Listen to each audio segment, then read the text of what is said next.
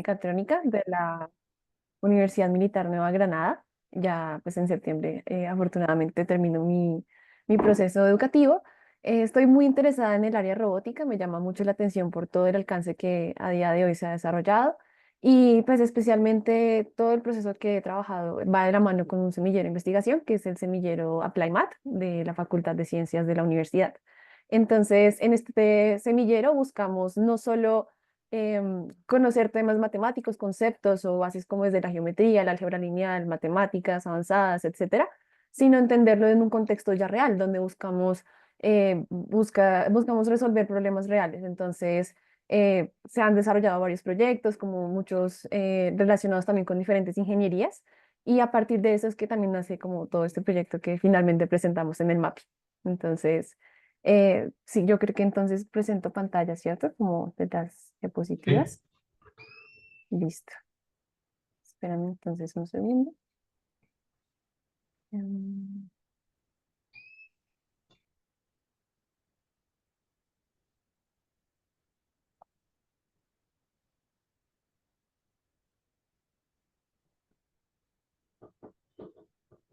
¿Se está viendo? No estoy segura. Espérame un segundo. ¿Se ve la presentación? Es que Zoom me queda un poco complicado. sí, está Vale, perfecto. listo, muchas gracias.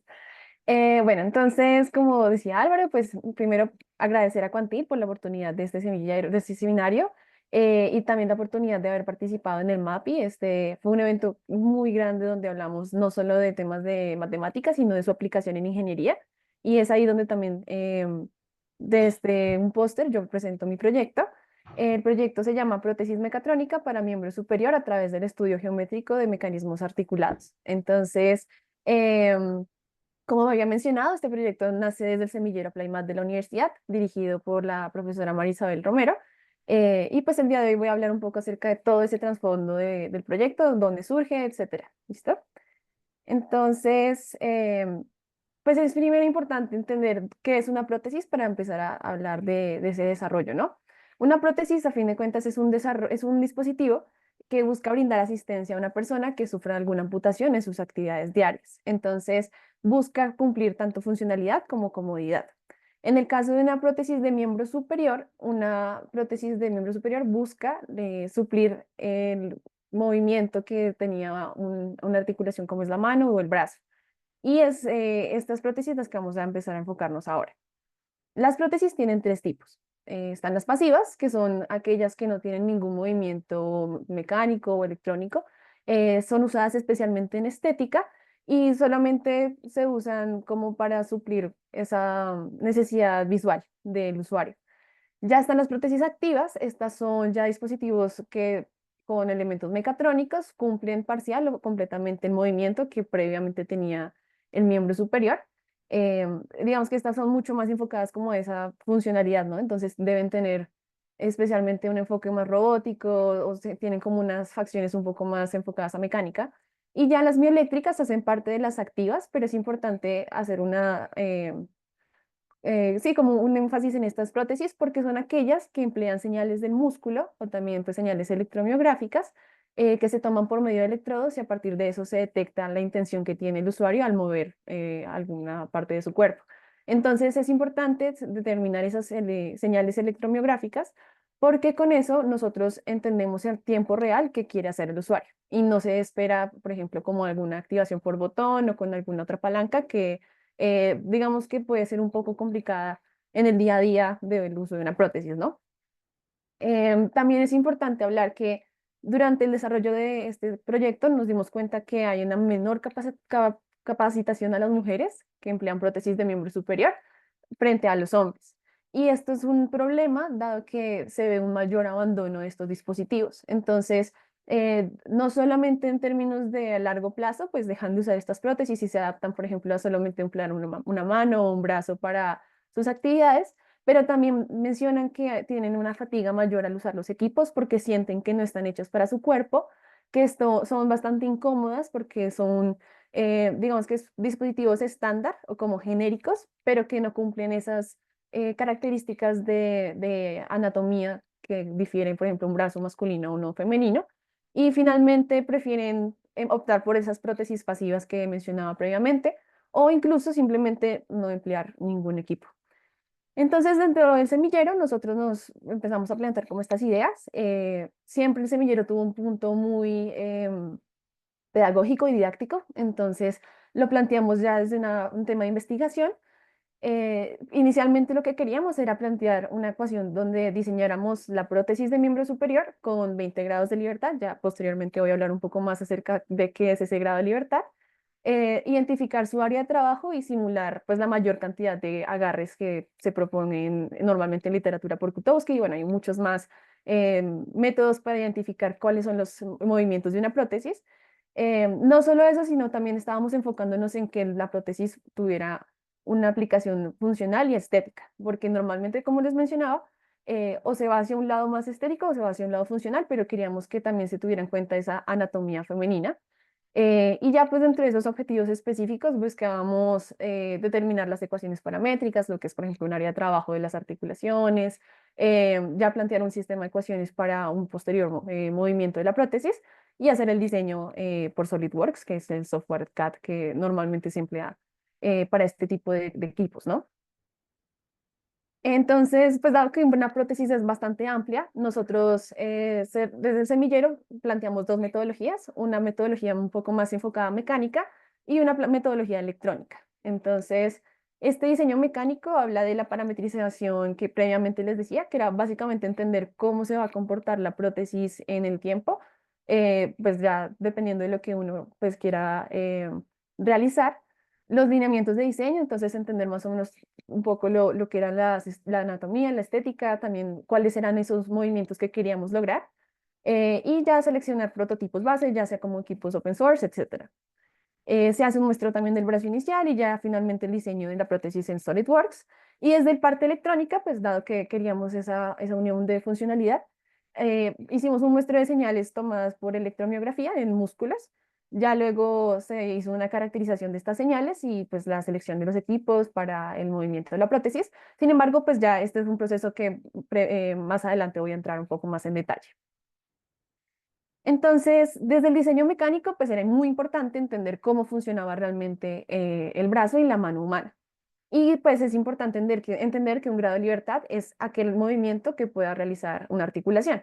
En el caso de la mano, tenemos 25 grados de libertad, 9 son articulaciones pues con un grado de libertad, como puede ser, por ejemplo, la parte superior de nuestros dedos, y ya hay 8 articulaciones con 2 grados de libertad, pues la que tiene mayor visualización de estos movimientos son el pulgar, que tiene tanto un movimiento en un eje como en el otro.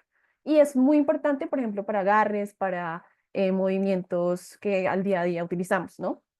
Ya cuando lo estamos viendo desde los grados de libertad del brazo, tenemos 7 grados de libertad que se relacionan pues a la muñeca, codo, hombro que tiene 2 grados de libertad.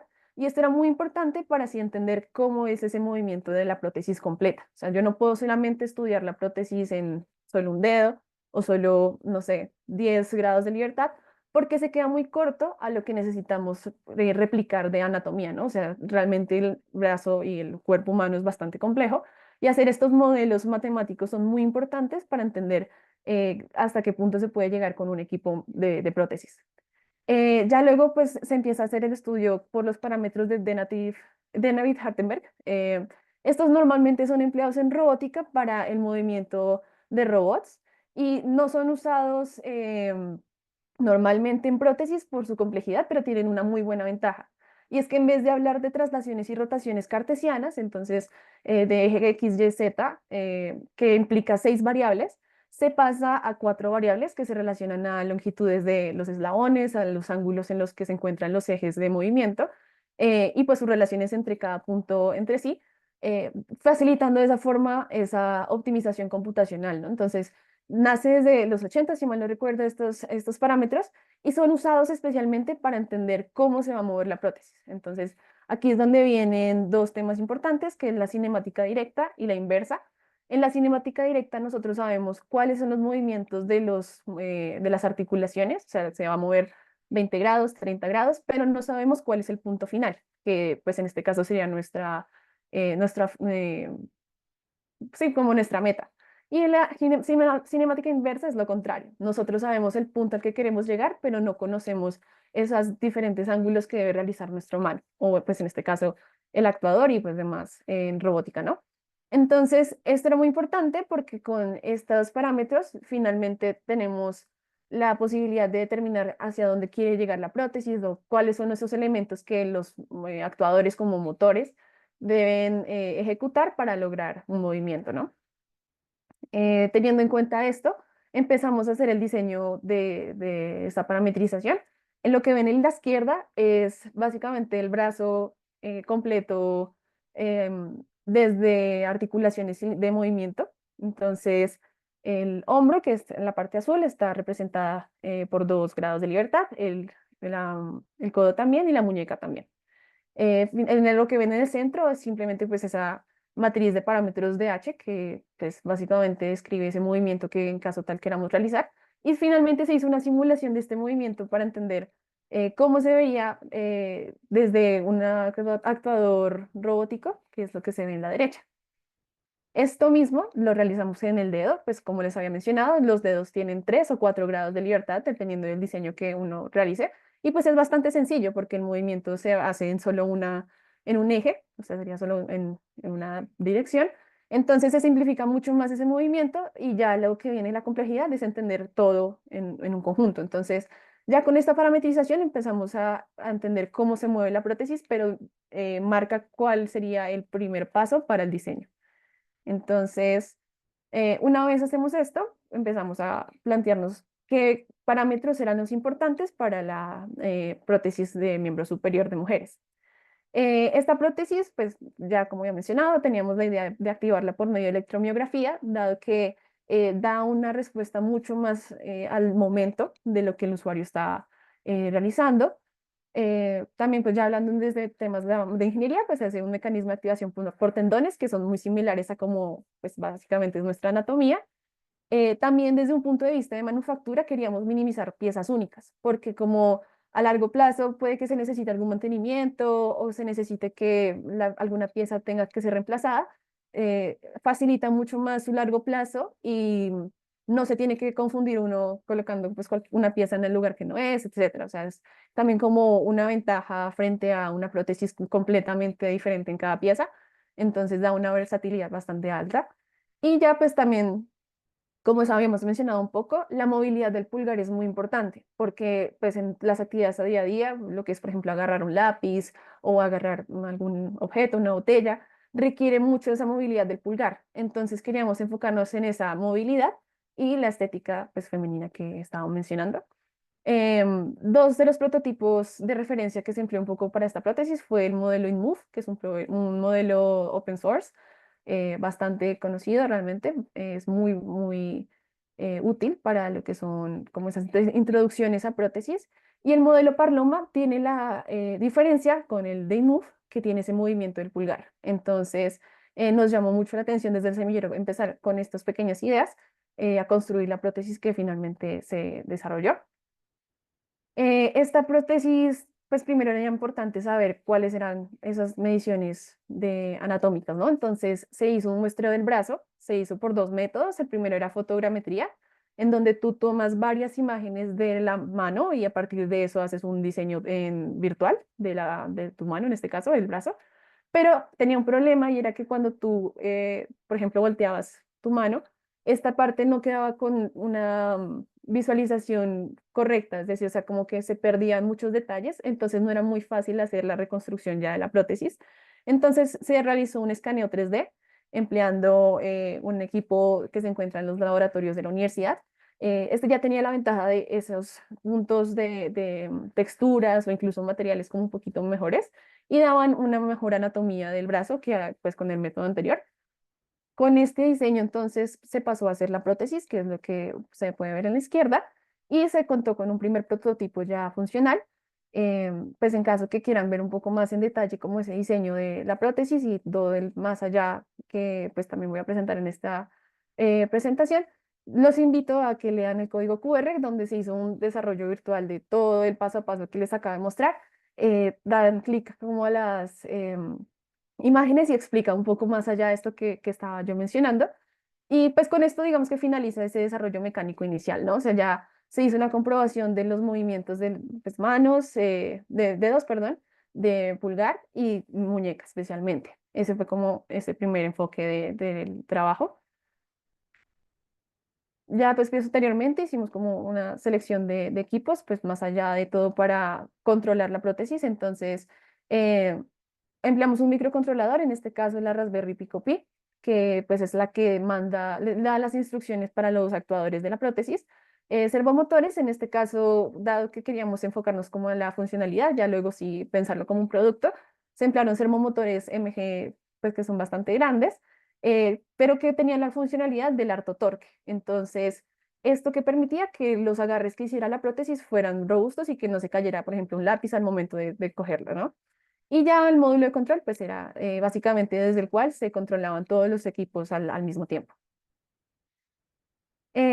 Una vez ya definimos la prótesis, salía una duda muy grande y eran, bueno, tenemos la prótesis y queremos hacerlo por electromiografía. Entonces, ¿cuáles son esos puntos de lectura que podemos aprovechar al momento de emplear la prótesis?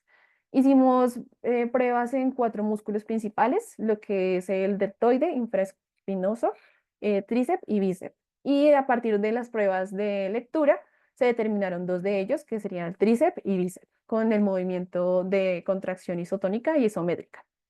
¿Qué diferencia tiene con la activación del infraespinoso y el deltoide? Pues que no se veía una activación muy alta con este movimiento que les menciono. Entonces, esto no significa que los músculos se descarten, sino que para la prueba inicial pues no se tienen en cuenta, pero más adelante pues empleando otro tipo de movimiento, donde sea, por ejemplo, mover una caja o alzar alguna pieza, se puede ver mayor activación de estos músculos y se puede aprovechar mucho más la amplitud de esa señal. Pero pues por este caso se empleó simplemente bíceps y tríceps braquial. Ya pues teniendo en cuenta este análisis de electromiografía, queríamos no solo acercarse desde una limpieza de señales, por ejemplo, con filtros pasa abajo o alto, que es algo muy común que ocurre en ingeniería, sino que queríamos enfocarnos un poco más a matemáticas. Entonces, empleamos pues desde la idea principal de las series de Fourier. Básicamente, pues esta es una serie de señales periódicas, continuas, donde se hacen sumas de elementos complejos, o pues también para que se entienda un poco más, esa unión de senos y cosenos que van poco a poco representando nuevamente esa señal de entrada. Em, la diferencia que a lo que nosotros teníamos es que nuestras señales no eran periódicas y tampoco eran infinitas, ya finitas y discretas, entonces se toma en cuenta la transformada discreta de Fourier. Y pues básicamente esta es como la herramienta más grande que se tiene para procesamiento de señales, es bastante útil, donde es muy importante tener en cuenta el tiempo de muestreo que uno realice la señal. Y ya pues la transformada rápida de Fourier es un algoritmo donde se optimiza esta transformada discreta para los cálculos que nosotros necesitamos para identificar esas frecuencias dominantes que tenga una señal, en este caso la señal electromiográfica. También algo que podía pasar y pues que teníamos muy en cuenta era ese fenómeno de Gibbs, donde si bien no se puede tomar en cuenta toda la serie de Fourier, van a tener unos pequeños impulsos o como overshoots se llaman, alrededor de la señal reconstruida cuando se hace esta reconstrucción por señal de Fourier. Entonces, el problema que tiene esta señal es que por más que uno emplee muchas secuencias de Fourier, va a tener una pequeña discontinuidad frente a la señal original. Pero de todas formas, se podía como reconstruir la señal que normalmente se había tomado, eliminando el ruido que se presenta mucho en las señales electromiográficas. Entonces, de acá también sale como esa hipótesis de que se pueden caracterizar las señales de electromiografía pues en cualquier mujer especialmente, pero pues en cualquier persona, empleando la transformada rápida de Fourier y pues reconstruyéndolo solo con los primeros términos de esas frecuencias, o sea, solo con de 5 a 7 frecuencias, llamémosla como dominantes o como las que tengan mayor magnitud dentro de la transformada rápida de Fourier. Para hacer esto, entonces se hizo un muestreo pues con los 2 músculos que les menciono, el bíceps y tríceps braquial. La frecuencia de muestreo pues se realizó de 1 kHz, donde pues se debe tener en cuenta la frecuencia de Nyquist. Entonces, eh, la frecuencia mínima de muestreo pues debe ser como el doble de la frecuencia máxima de la señal que tú estás tomando. En este caso, las señales electromiográficas llegan hasta 500 Hz, entonces nuestra frecuencia de muestreo debía ser de 1 kHz. La resolución pues, de este muestreo fueron 12 bits y ya el procesamiento se realizó en MATLAB. con la transformada rápida de Fourier. Acá se pueden ver algunas imágenes de cómo se hizo, como los puntos de lectura y el equipo que se empleó para pues el desarrollo de esta electromiografía. También pues se hizo un banco de datos con 25 mujeres entre 18 a 65 años, donde se eh, colocaron como todas estas señales que se recopilaran, y se hizo una representación vectorial de estas señales pues para mayor facilidad al momento de analizar la transformada rápida de Fourier. Pues los datos eran bastante amplios, entonces esto era una ventaja para simplemente eh, almacenar la información y de esta forma hacer un poco más rápido ese comportamiento, ese procesamiento de datos, ¿no? Con esto empezamos a desarrollar varios análisis. En el caso del bíceps braquial, la lectura de electromiografía que se ve a la izquierda, pues es aquella que tiene bastante ruido. Y es bastante normal que ocurra esto porque la señal tiende a recuperar ruido pues de colocar pues unos electrodos superficiales, de también tener una lectura un poco rápida. Entonces, esos puntos que se ven en la señal son bastante, eh, pues bueno, muestran ese ruido que les menciono. Lo que nosotros queríamos con la transformada rápida de Fourier era básicamente recuperar la funcionalidad del movimiento, o sea, como tomar la señal, entender cómo se comporta y eliminar ese ruido sin dejar allá ese comportamiento, ¿no? Se Laura, toma la... ¿Perdón? perdón, Laura, es que veo que Diego ahora tiene una pregunta. Ah, qué pena. Dime, no te estoy escuchando, perdóname. Es que se escucha como, no sé cómo decirlo. No se escucha, Diego. ¿Ahí me oyes? Ya, Sí. Ah, listo. Yo sé, este micrófono a veces falla. Qué pena interrumpir aquí en la mitad, pero la pregunta es más como para allá que para después. ¿Estas señales, de dónde es que salen? O sea, ¿se le conecta como electrodos a la persona mientras mueve el brazo o cómo se generan las señales? sí, señor. Entonces, piénsalo un poco como un electrocardiograma. Los electrocardiogramas, tú conectas tres puntos en tu cuerpo y son señales eléctricas, pero que muestran cómo funciona tu corazón. En este caso es lo mismo, pero desde el músculo. Entonces, tú lo puedes colocar, bueno, lo devuelvo un poco. Tú lo colocas en dos puntos del músculo, en este caso el bíceps sería esta parte de acá, tú colocas como un potencial, o sea, se mide ese potencial de movimiento del músculo, ¿sí? Y ya se coloca un punto de referencia que sería un hueso. Entonces, a partir de esa lectura es que yo hago el entendimiento de cómo se comporta Ya. el músculo. Ah, ok, listo. Era Perfecto. importante Gracias. mencionarlo, pues, bueno, y algo muy importante con eso es que obviamente dependiendo del músculo va a haber una mayor o menor amplitud, ¿no? O sea, si yo hago un movimiento donde está principalmente implicado el bíceps, pues el tríceps, por ejemplo, no va a tener tanta actividad como el bíceps, ¿no? Porque el que principalmente está haciendo ese movimiento está acá arriba. Pero pues obviamente ahí viene como muchos juegos que se pueden realizar para entender cómo es ese comportamiento. Y me Eh, imagino que hay una parte importante que es el diseño de los movimientos para que los participantes movieran así y así. Exacto, claro. Ok, Nosotros hicimos una prueba primero sin carga, donde pues básicamente ese es el movimiento normal. Ya el movimiento con carga, digamos que era muy similar, pero pues la amplitud era mayor, porque se genera más fuerza. Entonces, eso también hace parte de lo que se estudió un poco, pero pues a la larga, como presentaba ese mismo resultado, entonces pues simplemente se enfocó en ese movimiento de amplitud y el cómo volver a caracterizar esas señales. Entonces, ya. eso pues también era importante mencionarlo. Gracias por mencionarlo. Perfecto, gracias. Vale. Y bueno, entonces, como estaba mencionando, se hace la lectura de la señal con el dispositivo que yo estaba mostrando. En MATLAB se aplica la transformada rápida de Fourier, se hace la magnitud y ¿qué pasa? Pues nos damos cuenta que las frecuencias están concentradas en frecuencias muy bajas, pues por la simetría de la transformada rápida de Fourier, se ve que se replica en frecuencias altas. Pero lo que se hace entonces es tomar los primeros 5 a 7 frecuencias pues, que se encuentran en esta magnitud y se hace la transformada inversa. Obtenemos este resultado, que es la señal reconstruida, donde podemos ver que sí se complementa la señal con respecto a lo que inicialmente estábamos leyendo, se elimina ese ruido y ya finalmente se logra ver ese comportamiento, ¿no? De la señal sin necesidad de colocar, por ejemplo, filtros pasabajos o una ventana de muestreo muy amplia, por ejemplo, que también ocurre mucho en ingeniería. Simplemente con esto ya sabemos cómo se comporta un músculo en un movimiento.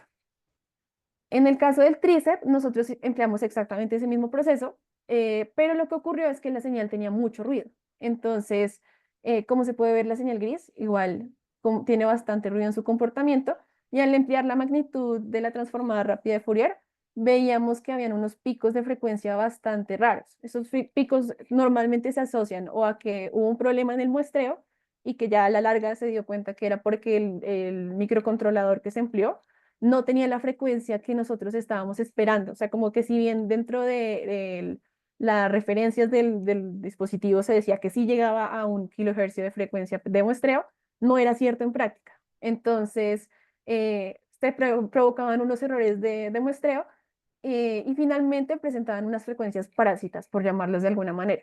Al momento de reconstruir la señal con esas frecuencias parásitas, la señal era completamente diferente a la que nosotros realmente estábamos tomando. Entonces, en ese caso, lo que hicimos fue un filtro pasabajos. Entonces se eliminan parte de estas frecuencias de acá, pasamos a esta magnitud donde se elimina esa frecuencia parásita que era completamente aparte de lo que nosotros realmente estábamos buscando, y de ahí, si hacemos esa reconstrucción de la transformada, obtenemos que esta es la señal con el filtro pasabajos, y ya la señal reconstruida pues es la que se ve en rojo, donde se mantiene el comportamiento que nosotros deseamos. Entonces, con esto, ¿qué se muestra? Primero, que es posible reconstruir la señal sin necesidad de, por ejemplo, una ventana de muestreo muy amplia, que también se aprovecha un poco esas ideas de frecuencias bajas y altas que se ven en electromiografía, especialmente, pero no se necesita mucho más que un filtro pasabajos, no se tiene que hacer, digamos que muchos procesos más allá. Y eso es una ventaja porque lo que más adelante se puede hacer es tomar 5 o 6 muestreos de diferentes músculos. Entonces, recuperar ahí, si por ejemplo, infraespinoso, deltoide, algún otro movimiento, algún otro músculo del cuerpo, en un movimiento un poco más donde se relacione. Entonces, por ejemplo, alzar una caja o mover alguna cosa del lugar, medir esos comportamientos de los músculos, caracterizarlos, y posteriormente ya, digamos que alimentar alguna inteligencia artificial o hacer alguna clasificación con la base de datos que se está generando, y finalmente pues que la prótesis se comporte de acuerdo a esos movimientos musculares. Entonces, digamos que sería una caracterización por movimientos de acuerdo a la electromiografía que se tome de los sensores. Pues ya finalmente con el desarrollo completo nos dimos cuenta que pues el diseño de la prótesis primero contó con 20 grados de libertad, lo cual es bastante bueno porque se tiene en cuenta todo el movimiento de la mano junto con el pulgar. Y el pulgar pues debe pues, hacerse un pequeño rediseño dado que el movimiento no cumple como las expectativas que se desean para los agarres de Kutowski, pero pues que finalmente ya se tiene un primer prototipo desde el cual se puede trabajar. También tiene la ventaja de tener 23 piezas únicas, lo cual es bastante bueno porque inicialmente se empezó como con 40 o pues 45 piezas. Y esto ayuda mucho a lo que yo mencionaba previamente de un mantenimiento de un equipo como es una prótesis. Y ya pues finalmente a la larga se espera lograr una implementación física del prototipo, enfocarlo quizás a la reducción del peso para que la persona lo vea cómodo para emplear en el día a día. Ya también enfocarlo estética, por ejemplo, con texturas de piel o con algún material que mejore la experiencia del usuario en el momento que use el equipo. Y ya desde el punto de vista electrónico nos damos cuenta que la electromiografía pues es muy útil para entender ese movimiento muscular, y pues que si bien el dispositivo que se empleó no es el mejor, también emplear filtros pasabajos o algunos filtros de eliminar pues las frecuencias para reducir esos errores ayudan al comportamiento de la prótesis. Y con lo que se habló desde matemáticas, em, entender esos movimientos de los actuadores, como son, pues en este caso, los motores, ya permite entender el punto que va a llegar a una prótesis. Entonces, ya con esto se hace la relación entre matemática y también ingeniería desde el punto de vista mecánico y electrónico, ¿no? Ya pues finalmente esto fue lo que se presentó en el MAPI, desde el póster. Digamos que pues en esta parte algo muy importante que me llama la atención es que la prótesis, si bien está enfocada en mujeres, por lo que era mi punto de atención, puede también extrapolarse a una prótesis genérica, ¿no? Entonces, desde el proyecto no solamente nos dimos cuenta que era una aplicación quizás de gremio, de nicho, pero que puede pasar ya a un producto, a un prototipo, algo que se puede escalar, por lo que pues daba cabida a entrar a la conferencia de matemáticas aplicadas e industriales.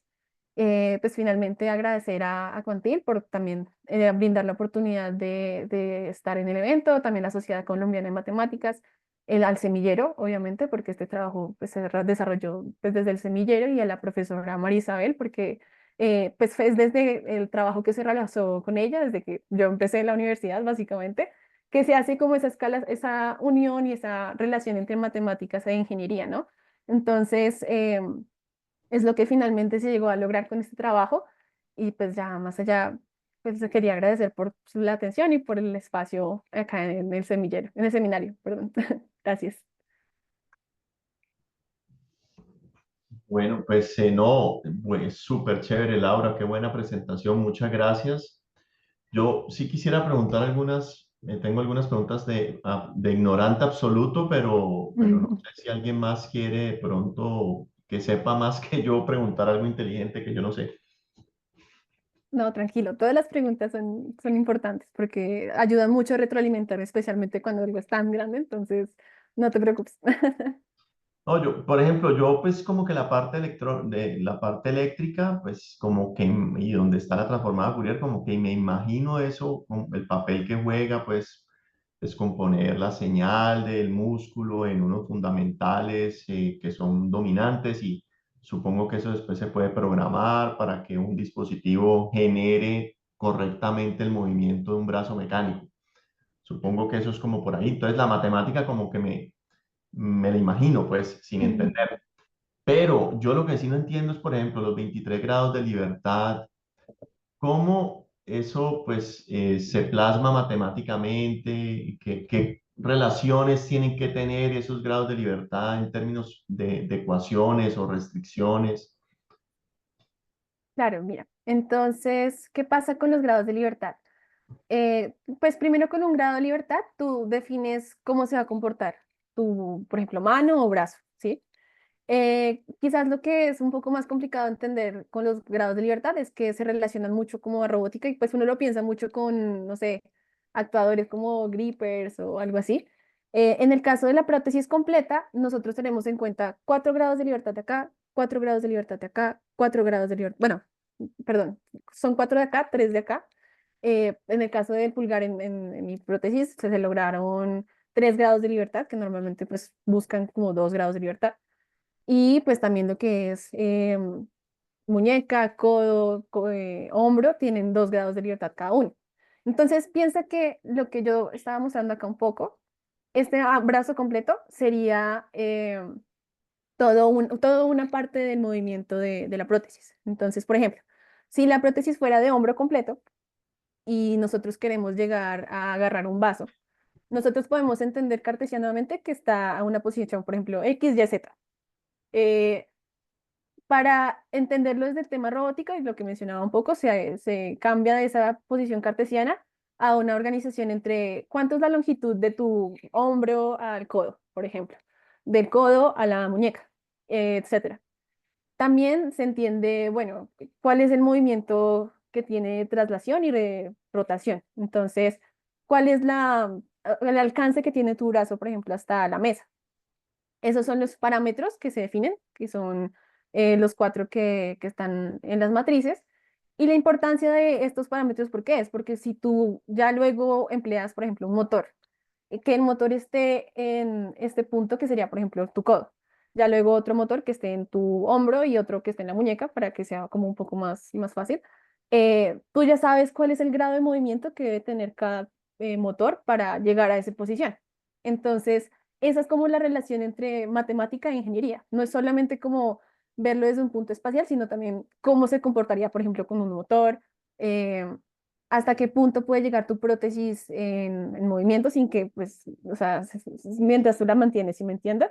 Y ya, por ejemplo, con los dedos también, si yo tengo no sé, un marcador y yo tengo acá mi mano, pues entender cómo se va a mover cada uno de los puntos de esta prótesis, pues es importante para, por ejemplo, un agarre, porque no es lo mismo hacer un agarre de una pieza gruesa a una pieza ya, por ejemplo, un lápiz, o que el agarre sea tipo pinza. Entonces, esos son los movimientos que de los parámetros de cinemática se hacen.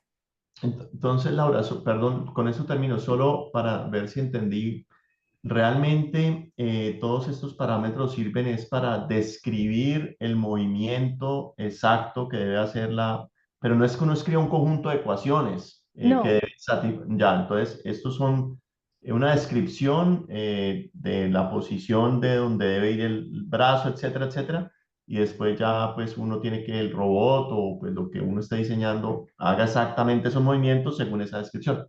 exactamente. Y que la importancia es eso, como que no solo hacer los movimientos por hacerlos, sino entender hacia dónde van. O sea, como eso, digamos que ayuda mucho a entender hacia dónde espacialmente se encuentra la prótesis. Eso es como también algo muy importante. Y pues sí, es exactamente lo que tú mencionas, como que es como esa guía para uno poder interactuar también con el espacio y la prótesis.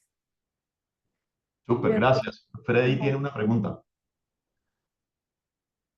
Sí, muy buenas tardes.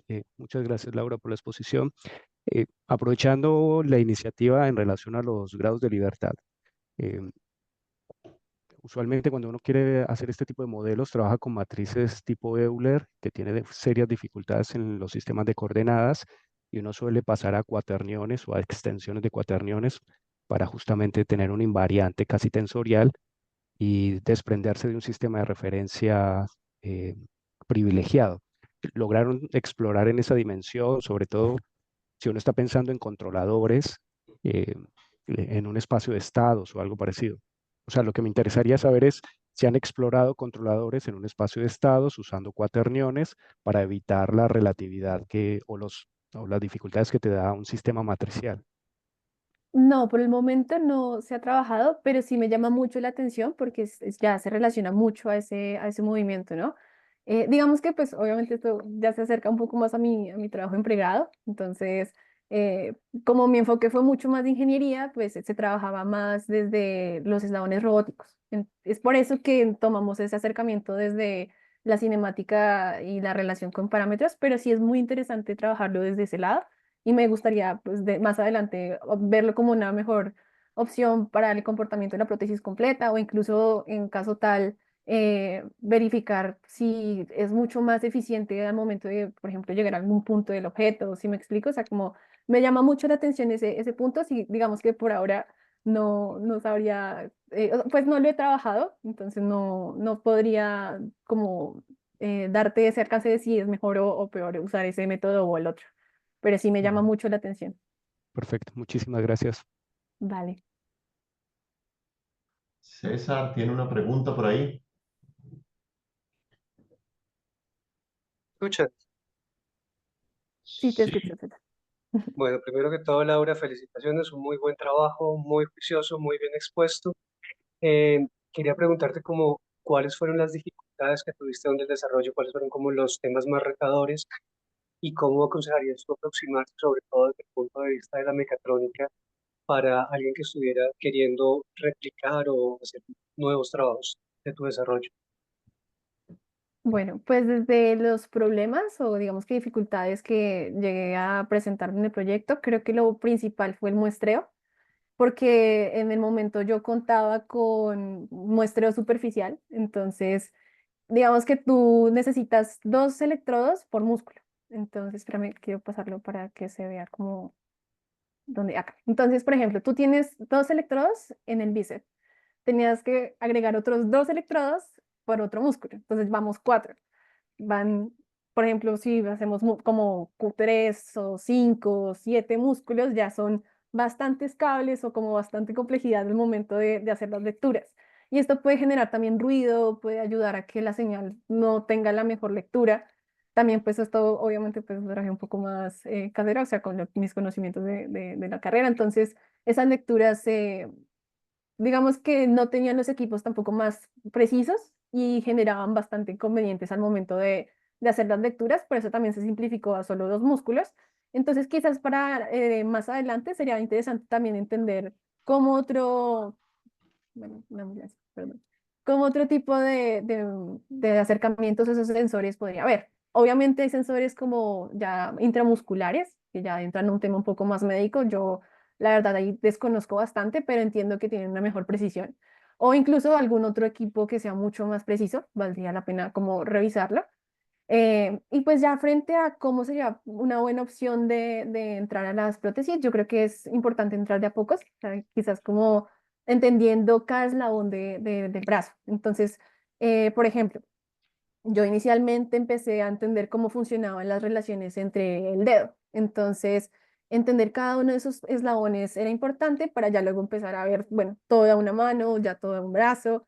Diría que como entender primero esa mecánica, quizás la electrónica es un poquito más sencillo en el sentido que está un poco más estandarizado, o sea, ya hay algunos mecanismos por